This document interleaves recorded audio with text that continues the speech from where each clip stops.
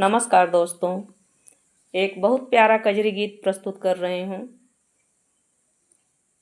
जब हनुमान जी सीता जी का पता लगा के वापस आते हैं तो राम जी उनसे प्रश्न कर रहे हैं कैसे। आइए सुनते हैं इस गीत के माध्यम से। अगर गीत अच्छा लगे तो लाइक कीजिएगा, शेयर कीजिएगा। मेरे चैनल पर नए हैं तो चैनल को सब्सक्राइब कीजिएगा। अपना प्यार दुलार और आशीर्वाद दीजिएगा। आइए सुनते हैं।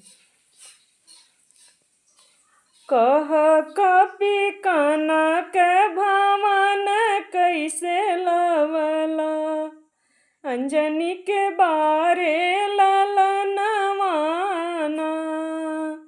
कह कपि कनक भवन कैसे लवला, अंजनी के बारे ललनवाना।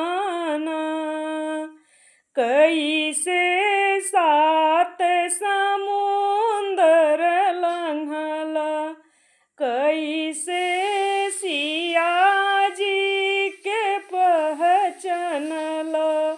कैसे सात समुंदर लंघला, कैसे सिया जी के पहचानला।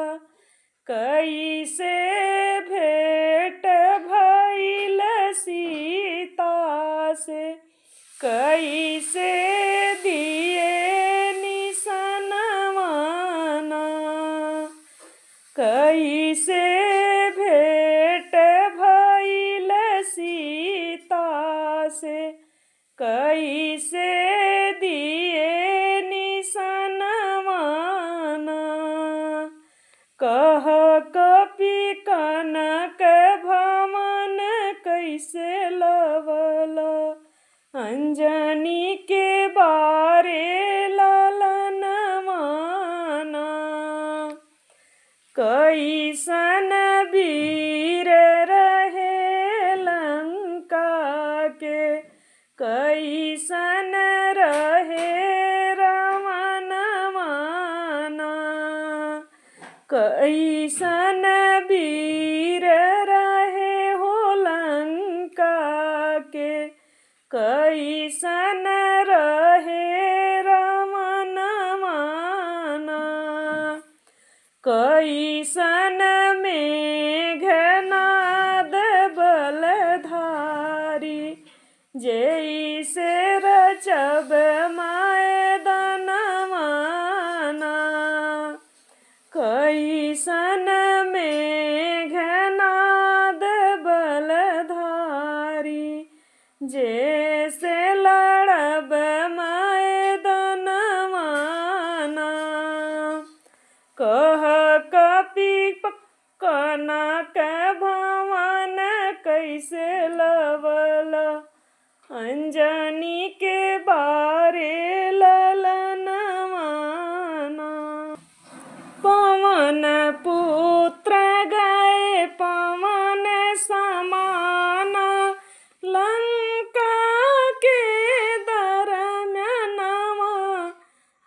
अशोक वाटिका में भई मुलाकतिया, सिया को दिए निसनवाना। अशोक वाटिका में भई मुलाकतिया, सिया को दिए निसनवाना। कह कपि कनक भवन कैसे लवला, अंजनी के बारे ललनवाना। ब्रह्म फांस जब फेंके इंद्रजित, पहिन लीन गर्दनवा। सगरी नगरिया में आगिया लगा के, चली आए प्रभु के समनवाना। लंका नगरी में आगिया लगा चली आए प्रभु के समन माना। शरण में राखो अंजनी के लाला, तुहरी महिमा निराला ना। राखो हमें शरण में अंजनी के लाला, तुहरी महिमा निराला ना। कह कपि कनक भमन कैसे लवला, अंजनी के बारे ललन माना। कह कपि कनक भमन कैसे लवला, अंजनी के बारे